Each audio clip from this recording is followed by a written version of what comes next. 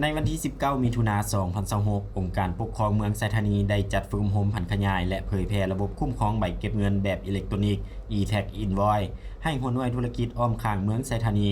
โดยการเข้าร่วมเป็นประธานของทานวรเดชโคตรศรีเมืองรองประธานปกครองเมืองไซธานีทานอนุวงศ์บัวพันธ์รองหัวหน้ากรมช่วยสหกรณ์กระทรวงการเงินและทานสุริเดชสุวรรณจุมคำรองหัวหน้าแผนกการเงินนครหลวงเวียงจันทร์พร้อมด้วยคณะองค์การอ้อมข้างเมืองวิทยากรและนักสัมมนากรเข้าร่วมเพื่อการคุ้มครองนายหับอย่างยืนยงกองประชุมได้เน้นหนักถึงความสำคัญการผันขยายกฎหมายว่าด้วยอากรมูลค่าเพิ่มอมพ.ฉบับปรับปรุงเพื่อรับประกันให้การคุ้มครองและติดตามการขยายฐานรายรับของหัวหน่วยธุรกิจเข้าสู่ระบบอย่างเป็นเอกภาพในทั่วประเทศระบบ e-tax invoice จะช่วยให้หัวหน่วยธุรกิจสามารถติดตามและกวดกาการซื้อขายได้อย่างเป็นระบบและถูกต้องตามกฎหมายพร้อมทั้งคุ้มครองและกวดกาธุรกรรมการซื้อขายของวิสาหกิจได้อย่างชัดเจนและเป็นเอกภาพขยายฐานรายรับโดยดึงเอาหัวหน่วยนอกระบบให้เข้าสู่ระบบอากรมูลค่าเพิ่มสร้างความโปร่งใสและลดพรการเสี่ยงพันธะอากรอำนวยความสะดวกในการแจ้งอากรและการส่งเงินคืน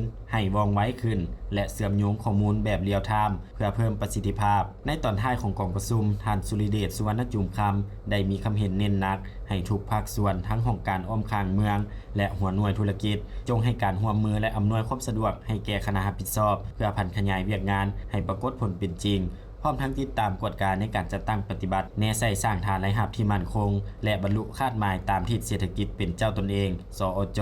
และช่วยให้สามารถจัดเก็บรายรับได้หลายขึ้น